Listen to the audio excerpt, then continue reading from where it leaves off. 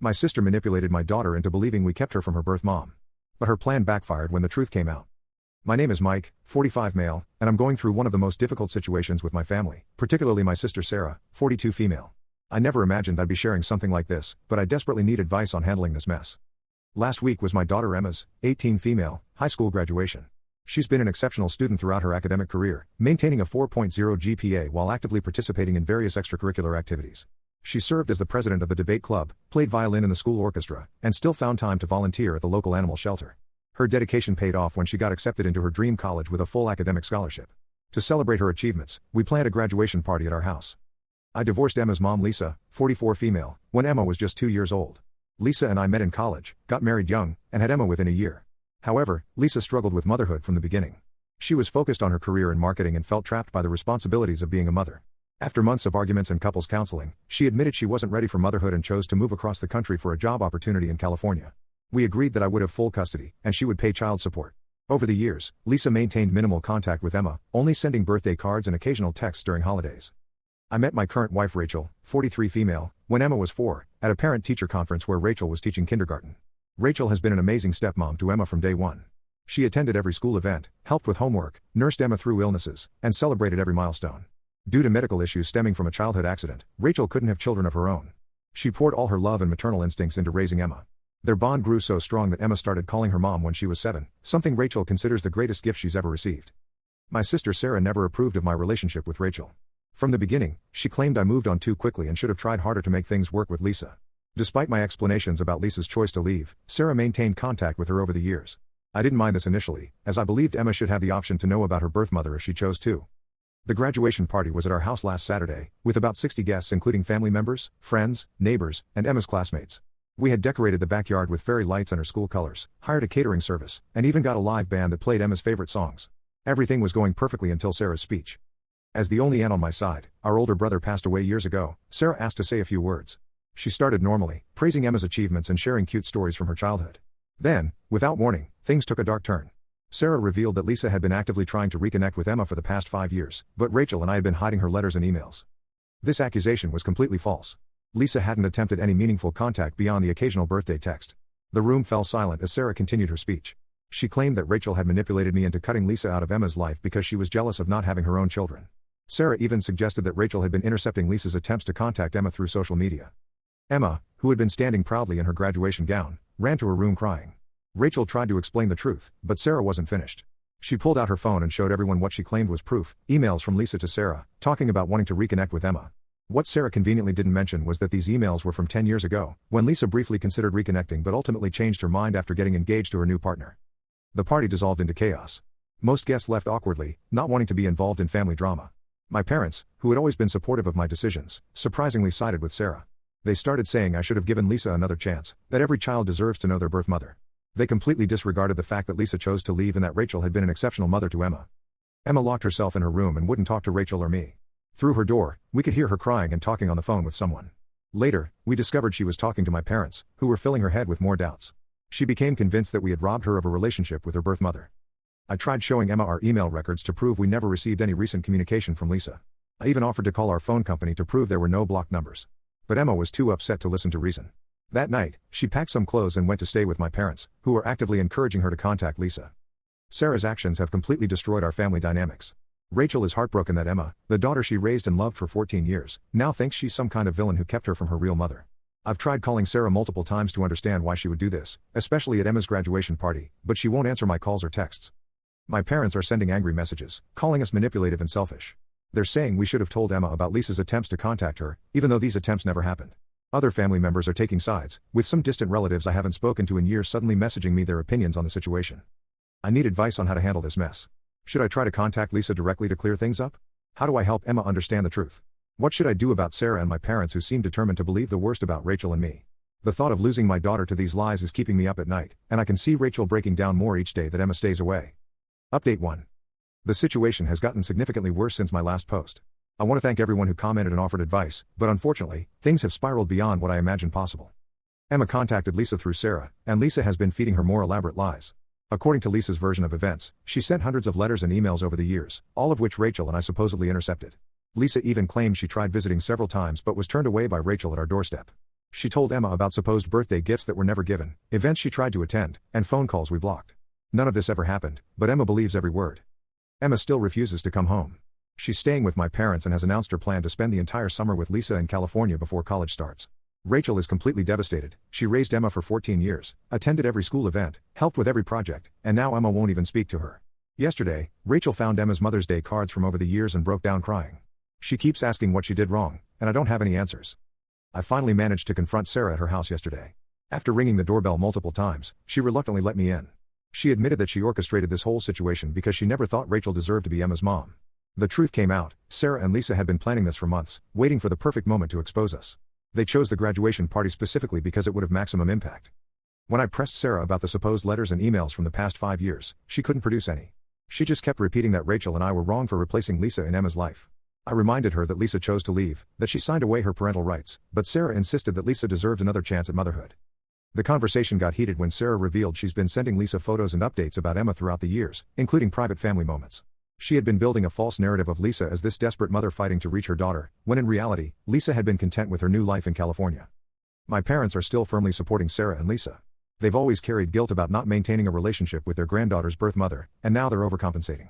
They're treating Lisa like a victim and Rachel like an intruder, completely forgetting the last 14 years. Mom even had the audacity to suggest that Rachel should step back and let Lisa take her rightful place in Emma's life. I hired a lawyer to draft a cease and desist letter to both Sarah and Lisa, warning them about their defamatory statements. I've also gathered all documentation showing Lisa's minimal contact over the years, the handful of birthday cards, sporadic texts, child support records showing missed payments. The lawyer suggested we might have a case for intentional infliction of emotional distress, but I'm hesitant to escalate things legally while Emma is still processing everything. The most painful development is that Emma has changed her college plans. She was supposed to attend State University, her dream school, with a full scholarship. Now she's deferring for a year to get to know Lisa. She claims she needs time to understand her real identity and family history. The scholarship office said they'd hold her spot, but there's no guarantee the full scholarship will still be available next year. Rachel hasn't stopped crying since finding out about Emma's decision. 14 years of love, dedication, and motherhood seemingly erased by malicious lies. She took down all the family photos in the living room because looking at them was too painful. She even started packing up Emma's childhood art projects and school awards, saying Emma probably doesn't want reminders of her fake mom anymore. Sarah's husband Tom called me last night. He had no idea about Sarah's involvement in this scheme until she started bragging about it to their daughter Amy, 15F. He's horrified by Sarah's actions but feels caught in the middle.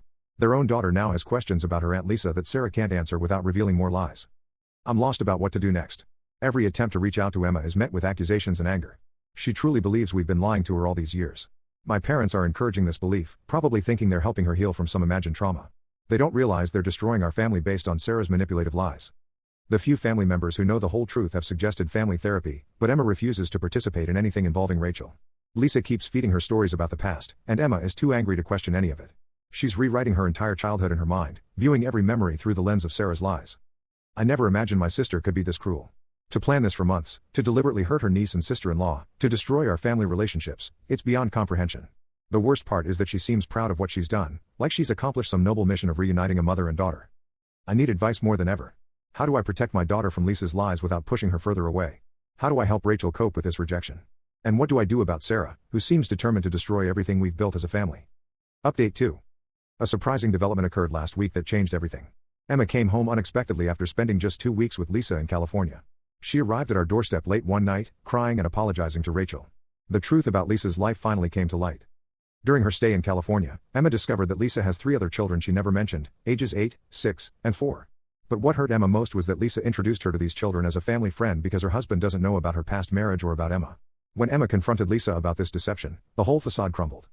Lisa finally admitted she never sent any letters or emails in the past 5 years. The proof Sarah showed at the graduation party was indeed from a decade ago, when Lisa briefly considered reconnecting but changed her mind after meeting her current husband. Lisa confessed that Sarah had convinced her to go along with these lies, promising it would help her build a relationship with Emma. The extent of Sarah's manipulation became clear. She had been feeding Lisa information about Emma's life for years, sending photos from family events, updates about school achievements, and details about Emma's activities. Sarah used this information to make Lisa appear more involved and interested than she actually was. Lisa admitted she only agreed to this scheme because Sarah made her feel guilty about leaving Emma.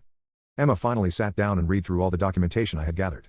She was particularly affected by the child support records showing Lisa's sporadic payments, often months late, and the few birthday cards that proved how limited the contact actually was.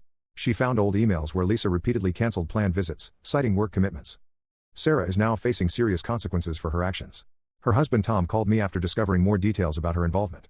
He's furious because their daughter Amy now questions everything Sarah has ever told her about family relationships. Amy found old photos and letters that contradict many of Sarah's stories about the past. Several family members have cut contact with Sarah after learning the full extent of her deception. The most damaging revelation came when Emma checked her old email accounts and social media.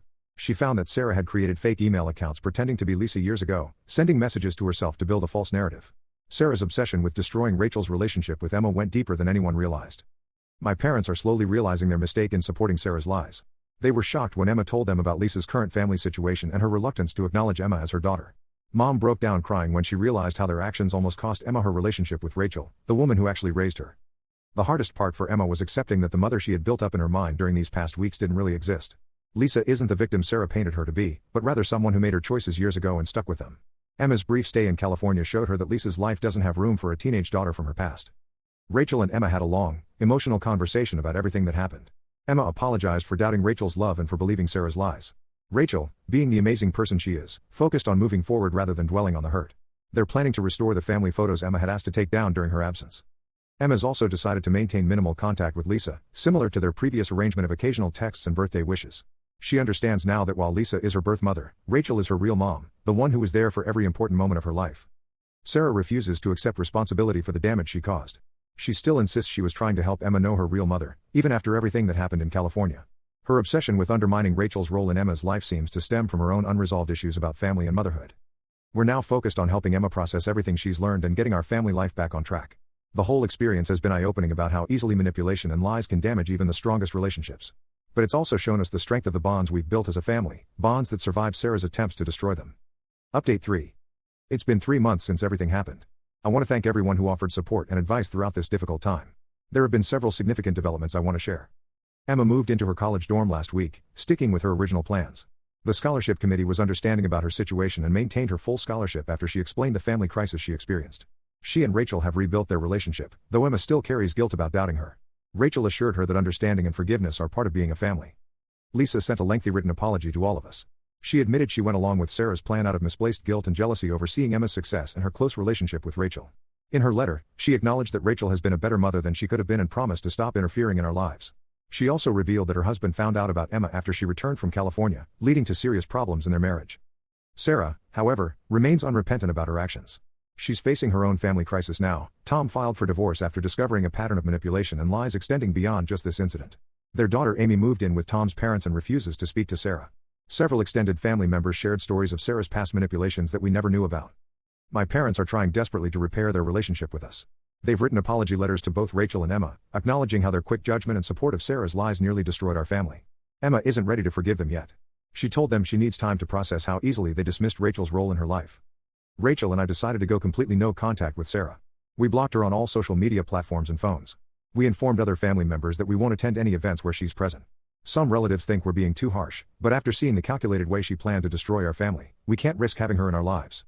Emma started therapy at college to process everything that happened. She says she's grateful for Rachel and finally understands that being a mother isn't about DNA, it's about love, dedication, and being there every day.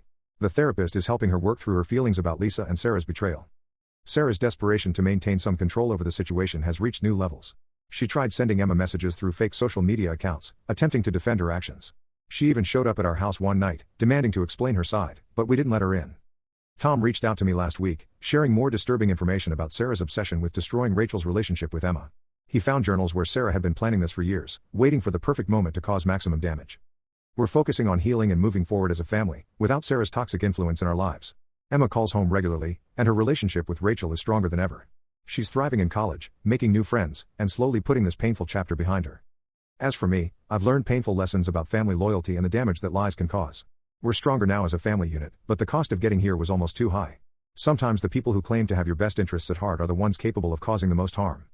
Emma, Rachel, and I are planning a family vacation during winter break, just the three of us, to make new memories and celebrate our survival of this ordeal. We're done letting others define what makes us a family.